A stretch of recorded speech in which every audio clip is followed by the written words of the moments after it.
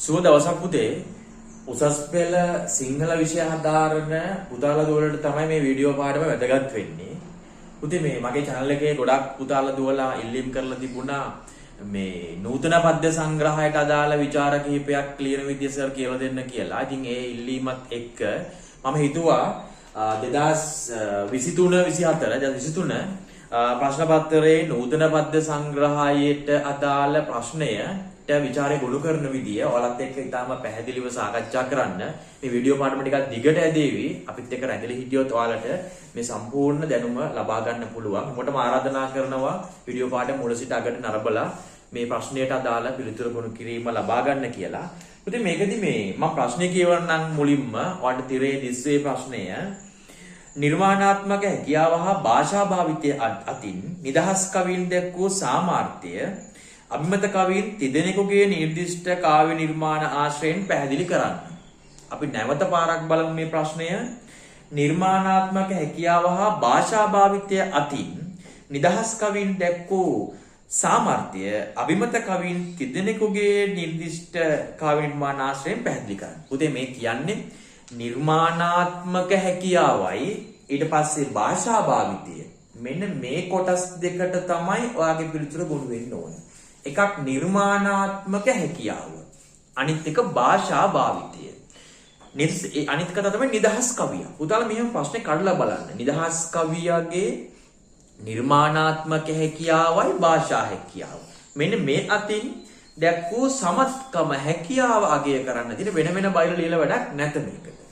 පුතේ එතකොට මේකට අදාළ පිළිතුර ගොනු කරන්න මේ විදිහට අපි ප්‍රශ්නේ හොඳට සරලව තේරුම් අරගෙන පිළිතුර ගොනු කිරීම ගැන අපි බලමු පුතේ. ඒකදී අපි පොඩ්ඩක් කතා කරනවා නම් නිසස් කවිය පුතේ කොළඹ කවිය කොළඹ 1 2 ඊට පස්සේ හෙළහවුල පුරාතන පද්‍ය මේ සියලු කවීන්ට වඩා වෙනස් වුණු නිර්මාණාත්මක හැකියාවක් පෙන්වු කරපු කවීන් තමයි මේ නිසස් කවීන් කියලා කියන්නේ. අපි දන්නවා ජී.බී. සේනානායකගෙන් මේ වැඩේ ආරම්භ වුණා කියන කතාව. ඉතින් පුතාලට නිසස් කවියේ පළවෙනි අවධිය දෙවෙනි අවධිය මේ යුග දෙක මේ කොටස් දෙක නියෝජනය වන නිර්මාණ තුනක් තෝරගෙන මේකට අදාළ පිළිතුර හරිම ලස්සනට ගොනු කරන්න පුළුවන් ඊටම පහසුවෙන්. අපි බලමු ප්‍රශ්නෙත් එක්ක පිළිතුර ගොනු වීම ගැන නිර්මාණාත්මක හැකියාව සහ භාෂා භාවිතය ගැන. පුතේ මේකෙදී අපිට මේ අපි බලමු පිළිතුර ගොනු කිරීම මම ඔයාලට කියලා දෙන්නම් හොඳට බලා ගන්න. පුතේ මේකට අපි අනිවාර්යෙන්ම හැඳින්වීමේ ඡේදය ලියනවා.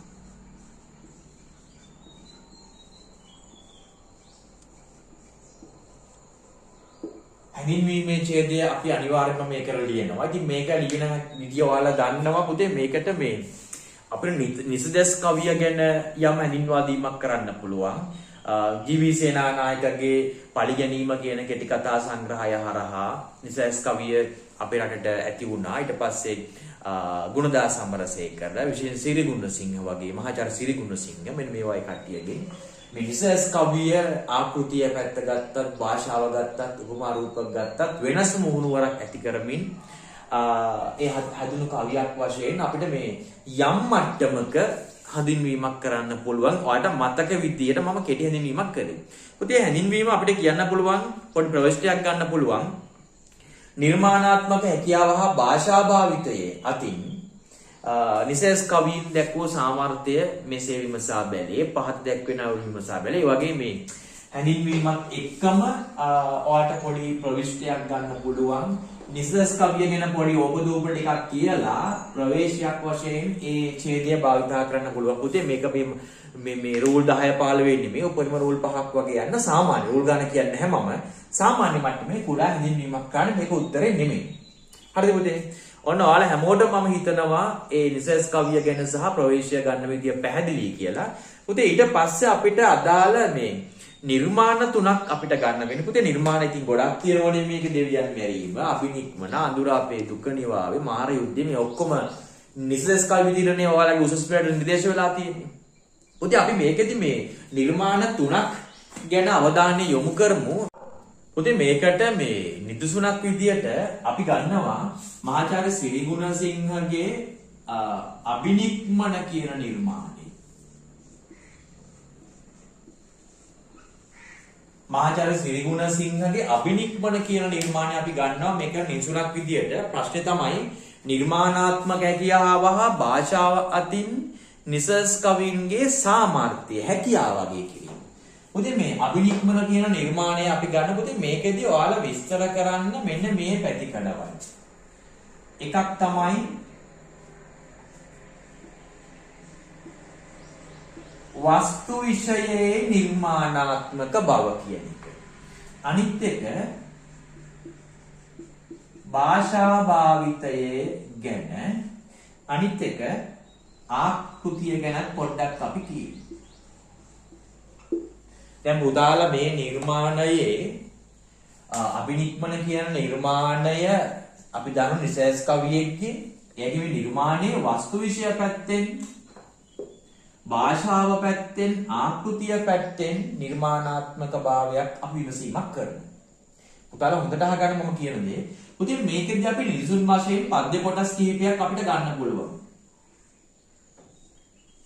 පද්‍ය කොටස් දෙකක් විතර වගේ සාමාන්‍ය ඇති. පද්‍ය කොටස් දෙකක් වගේ නිරිසුන් වශයෙන් ගන්නවා මේවට අදාළ ඒවා. පුතේ ඇත්තටම අපි බලමු දැන් මේක මම පිළිතුරු ලිවීමේදී අපි පොඩි අබිනික්මන ගැන පොඩි කතාවක් කියන්න පුළුවන්. වස්තු විෂය ගැන ගන්න නම් පුතේ මේ අබිනික්මන කියන නිර්මාණය මේ අර සිද්ධාර්ථ කුමාරයා ගිහිගේ හැර යාම කියන ඒ සිද්ධිය අදාළ කරගෙන මේ සිද්ධාර්ථ කුමාරයා ගිහිගේ හැර යාමට වඩා එහාට යමින් ඒ තරුණයෙක් මේ ලෞකික ජීවිතයේ යථාර්ථය දැනගෙන ඔහු මේ ලෞකික ජීවිතයෙන් සමුගන්න, ලෞකික ජීවිතයෙන් ඈත් වෙන්න කරන උත්සාහයක් මේකෙන් අපිට ඇඟ වෙනවා. ඉතින් එතෙන්දි පුතේ ඒ ආකෘතිය, ඒ වස්තු විෂය ගත්තත්, අනුභූතිය ගත්තත් අපිට පැහැදිලි මේක හරිය නිර්මාණාත්මකයි. සාම්ප්‍රදායිකව සිද්ධාර්ථ කුමාරයා ගිහිගේ හැර යාමට එහාට ගිහිල්ලා ඒකත් අපිට අඟවමින් මේ වර්තමාන තරුණයෙක්ගේ ජීවිතයේ මේ ගිහිගේ හැර යාම නැත්තම් ඒ යථාර්ථය දැකීම කියන කතාවට මේ සමාජය යොමු කරව ගන්න මහාචාර්ය සිරිගුණසිංහ මෙතන උත්සාහ ගන්න තියෙනවා. එහෙනම් පුතේ අපිට පැහැදිලි වස්තු විශේෂයෙන් ගත්තත් ඔහු ඒක නිර්මාණාත්මකව මේ වැඩේ කරලා තියෙනවා. පුතේ ප්‍රශ්නෙට තමයි උත්තරේ ලියන්නේ, වෙන දේවල් ලියලා වැඩක් නැහැ. ඒ කතාව අපිට කියන්න පුළුවන්.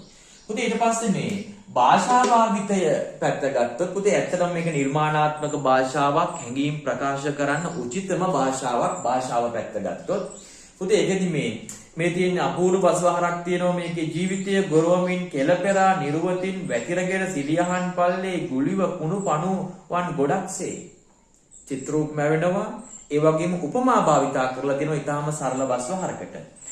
ඊට පස්සේ පුතේ මේ පණිවුළු අත්තෙන් දුන්නත් එලියක් කලා මෙදිරියෙක් මෙන් අඳුරු අවිද්‍යා ආකාශයේ මොහොතකින් නැවතත් අඳුරෙන් වැසුණා. බුද්ධියේ ඇල්වතුර ඉරක් ජීවිතයේ හිස රැගෙන පුළුඟු ඇස් බුද්ධියේ පූජකට. පුතේ මෙන්න මේ වගේ උපමා රූපක, ඒ වගේම සංක්ෂිප්ත බව, සරල බස්වහර, චිත්‍රූප මැවීම. පුතේ මෙන්න මේ වගේ අපූර්ව යෙදුම් වලින් භාෂාව පොහොසත් කියන කතාව ගොඩක් කියන්න බෑ පුතේ. කෙටියෙන් කියන්න උදාහරණයක් එක්ක ඔයාලා ගන්න උදාහරණ දෙකට මේ ටික ඔක්කොම සම්බන්ධ කරන්න ඕන. පුතේ ආකෘතිය අපි අරන් බලමු. දැන් අබිනික්මන මහාචාර්ය සිරිගුණසිංහගේ අබිනික්මන කියන නිර්මාණය පුතේ මේ ආකෘතිය ගත්තත් වෙනස්ම ආකෘතියක්. පුරාතන පද්‍යයට ඔහු ගිහින් නැහැ. ඊට පස්සේ මේ හෙළහවුලේ කවියට ඔහු ගිහින් නැහැ. කොළඹ පළවෙනි යුගයේ දෙවෙනි යුගයට ගිහින් නැහැ. සිව්පද ආකෘතිය ඉවත් කරපු වෙනස්ම ආකාරයේ නිසස් ආකෘතියක්, නිදහසේ ලියපු ආකෘතියක් මේක තියෙනවා. එහෙනම් පුතේ අපිට කියන්න පුළුවන් මේ සියලුම දේවල් එක්ක අබිනික්මන කියන නිර්මාණය පුතේ අපි ප්‍රශ්නෙත් එක්ක සම්බන්ධ කරන්න ඕනේ. එක ප්‍රශ්නේ බලමු. අබිනික්මන කියන නිර්මාණය නිර්මාණාත්මක හැකියාවෙන් හා භාෂාවෙන් ඊටම උසස් මට්ටමක හැකියාවක් පෙන්වුම් කරපු නිර්මාණයක් කියලා. පුතාලා මේක තේරුම් ගන්න කවි කොටස් දෙකක් හෝ තුනක් දෙකක් දැම ඇති හොඳටම කවි කොටස් දෙකක් එක්ක වස්තු විෂය ගැන නිර්මාණාත්මකයි කියන එක, භාෂා භාවිත නිර්මාණාත්මකයි කියන එක, ආකෘතිය වෙන මේ හැම දෙයක්කටම නිර්මාණාත්මකයි හොඳ හැකියාවක් තියෙනවා කියන කතාව තමයි මේ කොටසේ කියන ලොකු කොටසක් නෙමෙයි මේක. තාම කෙටියෙන් කියාගෙන ගියාම ඇති මේ කතාව ටික. පුතාලා ඒ කොටස පැහැදිලි ඇති. පුතේ අපි ගමු තව නිර්මාණයක් මේකට මේ ආදරණීය පාසල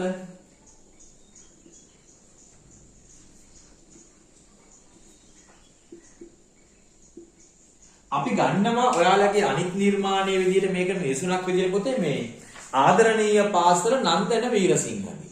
ආදරණීය පාසල. පුතේ මේකෙත් අර මම කිව්වා වගේ වස්තු විෂය ගැන වස්තු විෂය පැතිකඩ ඊට පස්සේ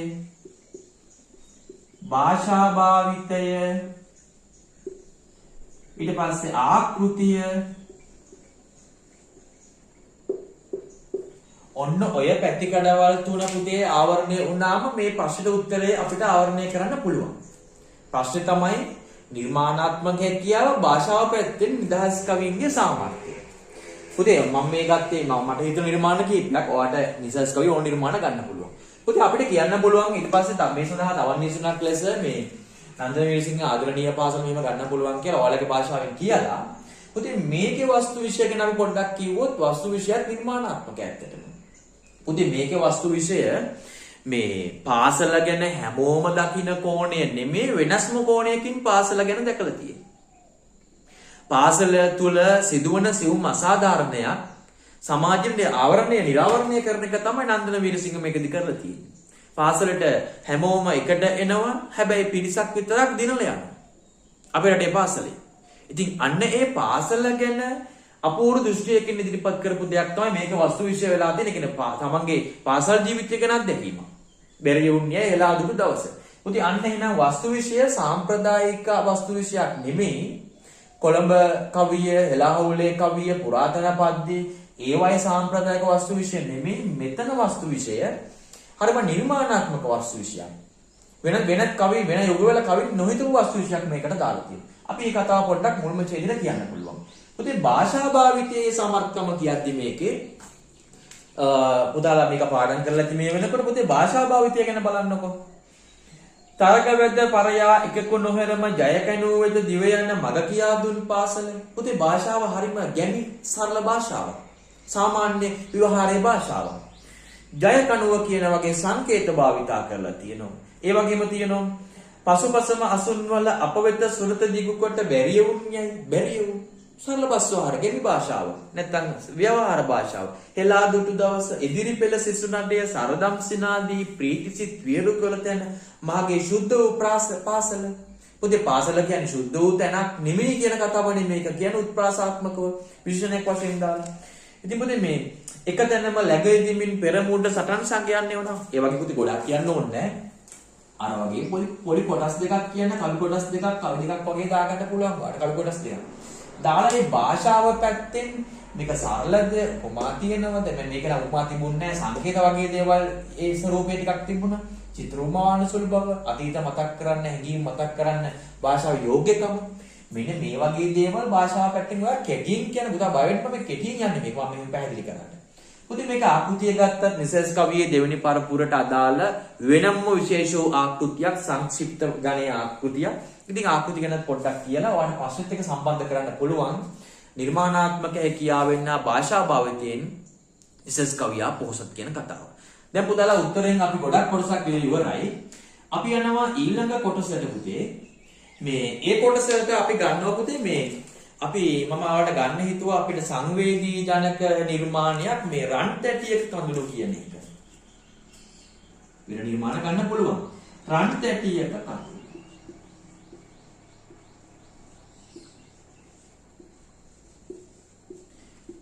දයාසේන ගුණසිංහ මහත්මයාගේ රන් තැටියක කඳුළු කියන කතාවට අපි යනවා.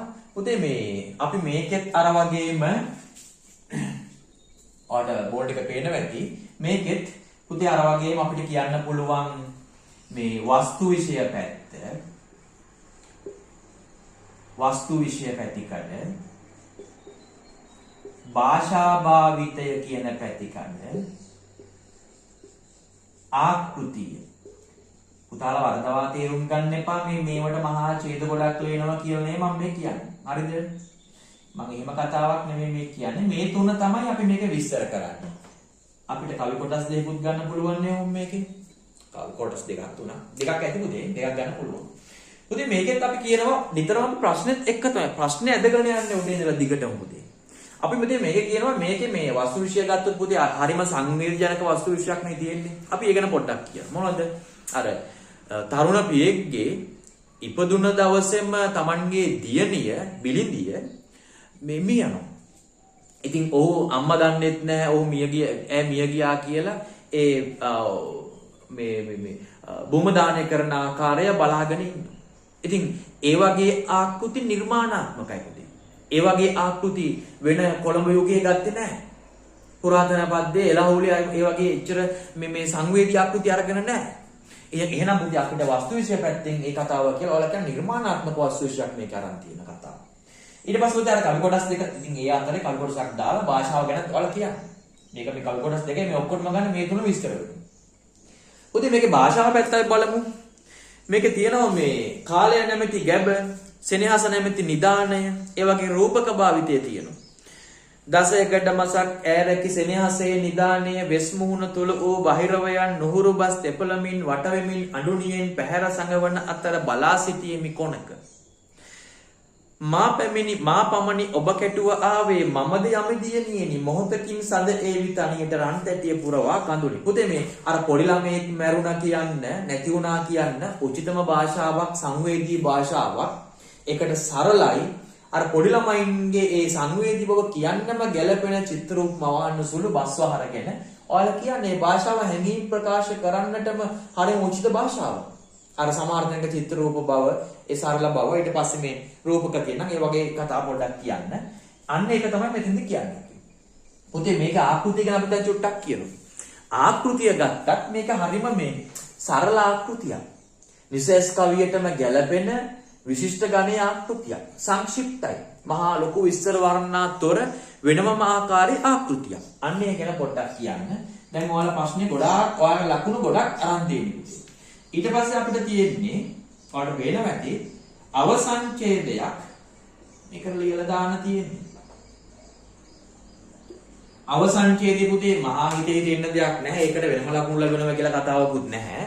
ප්‍රශ්නෙම අපිට කියන්න පුළුවන් මම නිකන් කියන්නේ ඔයාලා ක්‍රමයකට ඔයාලා ලියන්න. නිර්මාණාත්මක හැකියාව හා භාෂාව භාවිතය අතින් නිදහස් කවින්දයක් වූ සාමර්ථ්‍ය මේ අනුව පැහැදිලි වේ. නැත්තම් අභිනික්මන ආදරණීය පාසල රන්තඩියේ කඳුළු යන නිර්මාණ වලින් නිසස් කවියේ නිර්මාණාත්මක හැකියාව හා භාෂා භාවිතයේ සාමර්ථ්‍ය පැහැදිලි වේ වගේ එහෙම අවසන්චේතයක් ලියන්න. පුතේ මේක ලේසි අපි එකපාරක් යමු සාරාංශ කරනම එකපාරක් ප්‍රශ්නේ කියවනවා නිර්මාණාත්මක හැකියාව හා භාෂා භාවිතය අතින් නිදහස් කවින්දයක් වූ සාමර්ථ්‍ය අභිමත කවින් තිදිනෙකුගේ නිර්දිෂ්ට කාව්‍ය නිර්මාණ ආශ්‍රයෙන් පැහැදිලි කරන්නලු. පුතේ අපි හැඳින්වීම ලියුවා නිසස් කවිය ගැන පොඩි කොටසක් ලොකු විස්තර අවශ්‍ය නැහැ. ඒකට ප්‍රවිෂ්ටියක් ලබා ගත්තා. හරිද? අභිනික්මන ගත්තා. ඒකේ වස්තු විෂය භාෂා භාවිතයේ ආකෘති නිර්මාණාත්මක බව කිව්ව උදාහරණ කොටස් දෙකක් වගේ එක්ක. ඊට පස්සේ මේකට මේ නිසා පොඩි කොටස් දෙකක් දාන්න ඇති ගැලපෙන්නේ මේවට. ආදරණීය පාසල ගත්ත ඒක වස්තු විෂය ගැන භාෂා භාවිතය ගැන ආකෘතිය ගැන ඒ මේ ලියන ඡේද කොටස වල ලියාගෙන යනවා. ගැලපෙන්නේ. ඊට පස්සේ රන්ටඩියේ කඳුළු ගත්තා. ඒකෙත් වස්තු විෂය භාෂාවේ ආකෘතියේ නිර්මාණාත්මක හා මේ භාෂා භාවිත ශක්තිතාවය ශාන්ත ගත්තා. අපි කියාගෙන යනවා මේ ටික මේ ඔක්කොගෙන් මේක කියවෙන්නේ. අපි ඡේද නිකන් අපි ඡේද වශයෙන් ගත්තොත් තුනක් නේ. ඡේදමනේ මෙතන ඡේද දෙක වගේ සෙට් වෙනවා. අවසන් ඡේදයක් දැම්ම මේ අනුව මේක පැහැදිලි කියලා. මම හිතනවා පුතාලට මේක මේ ක්‍රමයට මේක විචාර ලියාගත්තොත් ලකුණු ගන්නත් ලේසි. ඔයාලට උත්තරේ ගොනු කිරීම පහසුයි. එහෙම නැත්නම් මේකට වස්තු විෂය වෙනමයි භාෂාවත වෙනමයි එහෙම පුතේ එහෙම මෙහෙම ලියන්නේ නැත්නම් ඔයාලට සිද්ධ වෙනවා භාෂා භාවිතය වෙනම යන්න අර නිර්මාණාත්මක කියා වෙනම යන. ඉතින් මේකට හොඳටම ලේසියෙන් මම හිතනවා මේ ක්‍රමය ඔයාලට ලේසි සමස්ත උත්තරේ ගුණ වෙන උත්තරේ ගුණ වෙනවා මේකෙන් මේ ක්‍රමයට ලියාගත්තොත්. හරි පුතාට තියෙන ප්‍රශ්න කමෙන්ට් සෙක්ෂන් එකේ දාන්න. මම හිතනවා මේ සම්බන්ධව ඔයාලා මේ ප්‍රශ්නේ ගොනු කිරීම ගැන හොඳ අවබෝධයක් ගන්න. අපි තවත් උසස් පෙළට අදාළ වීඩියෝ පාඩමකින් ඉක්මනින්ම හමු වෙමු.